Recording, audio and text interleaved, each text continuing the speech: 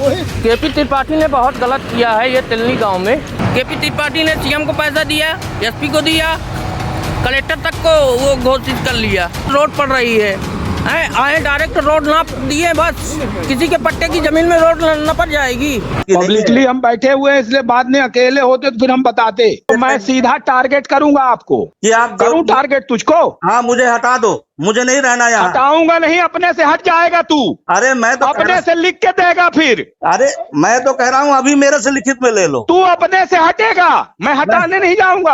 Energy नहीं खर्च करूंगा तेरे पीछे, मेरी हटा दूं। चल तुझको बताता हूँ मैं 2-3 दिन के अंदर हटाने के लिए।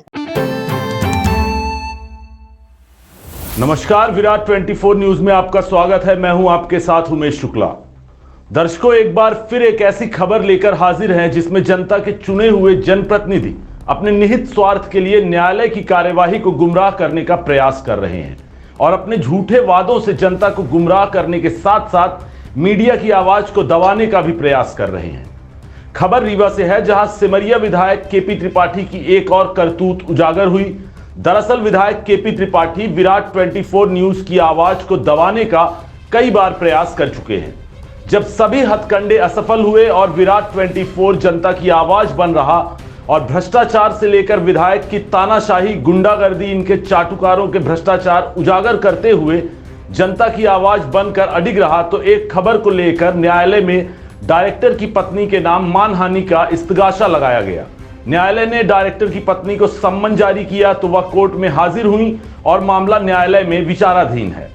लेकिन 1.5 साल बाद विधायक केपी त्रिपाठी एक बार फिर अपने वकील के माध्यम से जरूरतमंदों की स्वेच्छा अनुदान राशि लेने वाले तथाकथित वसूलीबाज, गैंगरेप, धोखाधड़ी, चोरी, मारपीट, शराबखोरी में पकड़े जाने वाले तथाकथित पत्रकारों को बुलाकर पत्रकार वार्ता करवाई और वकील के द्वारा कहा गया कि न्यायालय में वारंट जारी किया गया है और दोषी माना है, जबकि हकीकत यह है कि न्यायालय से विराट 24 के डायरेक्टर रामानंद पांडे की पत्नी अनीता पांडे को सम्मन मिलने के बाद ही अपनी बात रखने के लिए न्यायालय में हाजिर हो चुकी हैं। हद तो यह हो गई कि सभी ओटीटी प्लेटफॉर्म पर चलने वाले विराट 24 न्यूज चैनल और डायरेक्टर को यूट्यूबर बताया गया और यह वह यूट्यूबर बता रहे हैं जिनके चैनल में एंकर ही नहीं होते। ऑफिस का पता नहीं, मोबाइल से वीडियो बनाया, मोबाइल से खबर बनाई और वायरल कर दिया। यह भी खुश, इनके आका भी खुश। इसी खुशी में कुछ टुकड़े फेंके तो शाम की दारू की व्यवस्था भी हो गई।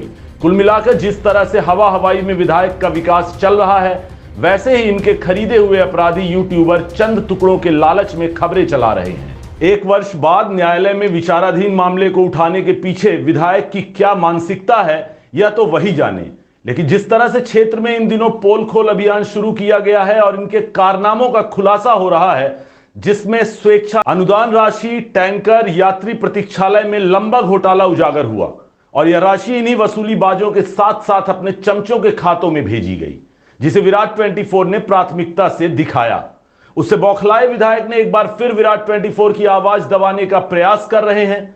आपको बता दें कि सिमरिया विधायक केपी त्रिपाठी के द्वारा विराट 24 की न्यूज वैन में तोड़फोड़ कराई गई थी। चालक के ऊपर जानलेवा हमला हुआ, कई बार धमकियां दिलाई गई, यहां तक कि विराट 24 के कार्यालय को खाली करवाने के लिए तक साजिश रची गई और ऑफिस मालिक पर सत्ता का दबाव बनाकर कार्यालय खाली करवाया गया। इसके बावजूद जब विराट 24 ना तो बिका और ना इनकी धमकियों से डरा और ना झुका, तो इन्होंने कोर्ट की धमकी दे डाली। जब विराट 24 ने कोर्ट का सम्मान करते हुए नोटिस मिलते ही हाजिर हुआ, तो लोकायुक्त के शिकंजे में फंसते फंसते बचे तत्कालीन चौराटा थाना प्रभारी विद्यावारी तिवारी पर सत्ता का दबाव बनाकर थाने में झूठी एफआईआर दर्ज करवाई गई और दबाने का प्रयास किया गया। विधायक की मानसिकता कितनी ओछी है, इसी से पता चल जाता है कि क्षेत्र के जनता की सड़क, पानी, बिजली, स्वास्थ्य, शिक्षा, रोजगार जैसी मूलभूत आवश्यकताओं की आवाज उठाने वाले चैनल को दबाने का लगातार प्रयास किया जा रहा है। आपको बता दें कि विधायक के द्वारा जिस राम कुमार पांडे के घर को हथियाया और उसमें आज कार्यालय संचालित कर रहे हैं, उसकी आवाज उठाने बमौरी निवासी किसान की 10 एकड़ जमीन हथियाने, जिसमें कोर्ट से हार मिली, उस खबर को दिखाने पर भी इनके गुंडों द्वारा धमकाया गया था। जब हम न डरे न बिके, तो अब विधायक एक बार फिर कोर्ट को भी गुमराह करते हुए अपने वकील के माध्यम से यह बयान जारी करवा रहे हैं कि वारंट जारी हुआ है। हालांकि इनके खरीदे हुए वसूलीबाज पत्रकारों ने यह भी पूछने की जहमत नहीं उठाई कि अगर आज वारंट जारी हुआ है तो वह वारंट दिखाया जाए। हालांकि विराट 24 न्यूज न्यायालय का सम्मान करता है और न्यायालय जो आदेश करेगा वह सिरोधार्य होगा, लेकिन विधायक की कुंठित मानसिकता अभी भी दमन वाली जारी है। आपको बता दें, सिमरिया विधानसभा क्षेत्र की जनता और पार्टी के नेता प्रमोद शर्मा ने विधायक के करतूतों की तुलना बाहुबली नेता सहाबुद्दीन से की थी और कहा था कि क्षेत्र में विधायक केपी त्रिपाठी तानाशाही करते हैं।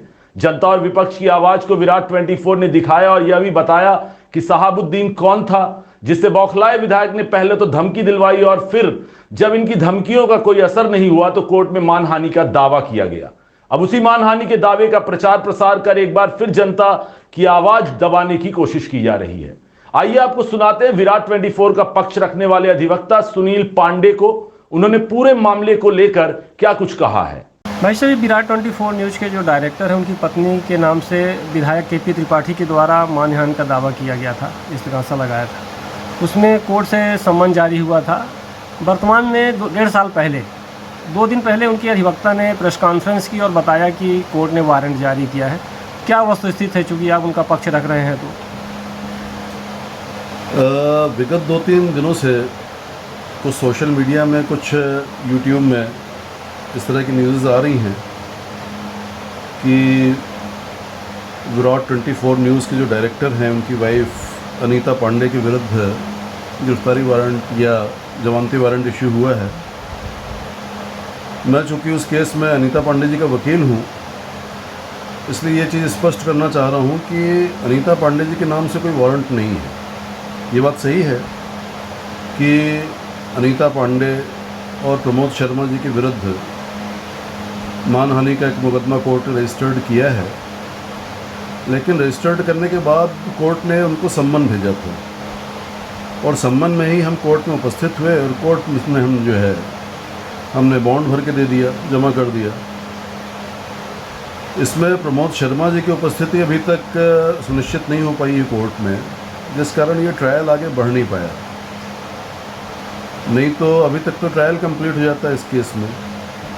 जहाँ तक अनीता शर्मा जी की बात, अनीता पांडे जी की बात है, किसी भी न्यूज़ चैनल के अगेंस्ट मानहानि का मुकदमा नहीं बनाया जा सकता, क्योंकि न्यूज़ चैनल जो है वो जो भी जानकारी प्रकट करता है वो किसी व्यक्ति से प्राप्त जानकारी को सार्वजनिक करता है, न कि वो उसकी व्यक्तिगत जो है तो विचारधारा होती है। तो हमारा ऐसा मानना है कि चूँकि अब ये ट्रायल चल रहा है और हमारा पक्ष जब कोर्ट में रखा जाएगा तब हम इन सब चीज़ों को स्पष्ट करेंगे कोर्ट के सामने और विधिक स्थिति भी स्पष्ट करेंगे कि हमारी उसमें क्या भूमिका है और हमारे विरुद्ध मानहानि का मुकदमा पंजीकृत हो सकता है कि नहीं हो सकता है। तो ये गुणदोष पर निर्धारित होगा। जहाँ तक मामले का प्रश्न है, जो एलिगेशंस लगाए हैं कोर्ट जब मुकदमा रजिस्टर्ड करती है कोई इस्तिगासा, तो केवल प्राइमा फेसी देखती है कि कोई मामला बन रहा है या नहीं बन रहा है। वो एक ऐसी स्टेज होती है जहाँ जिन व्यक्तियों को कोर्ट सम्मन जारी करने जा रही है उन व्यक्तियों को सुनवाई का मौका नहीं मिलता उस स्टेज में।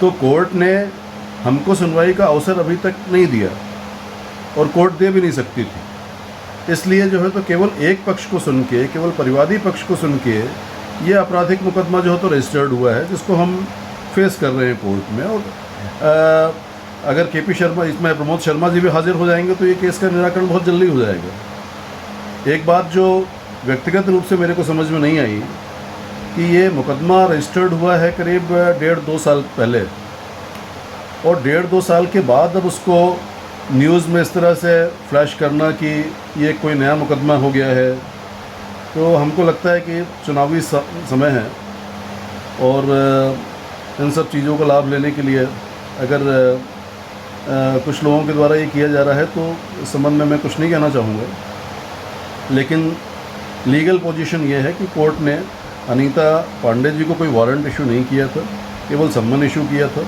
और सम्मन इशू करने में हम उपस्थित हुए कोर्ट में, हमने बॉन्ड जमा किए और हम ट्रायल फेस कर रहे हैं। तो सुना और देखा आपने किस तरह से नेता जब यह कहते हैं कि क्षेत्र में उनके द्वारा विकास की गंगा बहाई जा रही है, सिर्फ भूमि पूजन होता है, निर्माण नहीं तो मीडिया बढ़ा चढ़ाकर दिखाती है। क्षेत्रों में कितनी विकास की गंगा बहती है यह आप सब जानते ही हैं, लेकिन इनकी करतूतों को अगर वही जनता उजागर करे और मीडिया दिखा दे तो इनकी मानहानि होती है और पैसा सत्ता का दुरुपयोग कर आवाज दबाने का प्रयास किया जाता है। कोर्ट ने सम्मन जारी किया तो वकील ने वारंट बताया तो यूट्यूबर इनके आईटी सेल वालों ने बढ़ चढ़कर उसे दिखाया, तब इनकी मानहानि नहीं हुई। आपको बता दें कि सिमरिया विधानसभा क्षेत्र में 200 से अधिक ऐसे बेरोजगार शिक्षित दलित लोग हैं जो विधायक के कारनामों का विरोध करने, सच्चाई की आवाज उठाने के चलते झूठे मामलों को आज भी झेल रहे हैं। आप अभी सिरमौर जनपद सीईओ फल व्यापारी के साथ मारपीट, शराब दुकान के सामने विधायक का तांडव, सैलून संचालक के दुकान में घुसकर मारपीट, आम आदमी पार्टी नेता प्रमोद शर्मा के ऊपर हमले, इटाहा में किसान की हत्या, शराब तस्कर को संरक्षण, सतनी निवासी सनी समदड़िया के ऊपर चोरी, दुष्कर्म जैसे झूठे मामले दर्ज कराने के मामलों को भूले भी नहीं होंगे कि एक बार फिर अब विधायक केपी त्रिपाठी विराट 24 के खिलाफ कोई बड़ी साजिश रचने की फिराक में दिखाई दे रहे हैं। हालांकि हम आपको विश्वास दिलाते हैं कि विराट 24 न्यूज मीडिया जनता की आवाज को दबने नहीं देगा।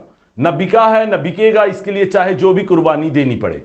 अपने आसपास की छोटी बड़ी तमाम खबरें देखने के लिए बने रहे विराट 24 के साथ। हमें दीजिए इजाजत। बहुत बहुत धन्यवाद।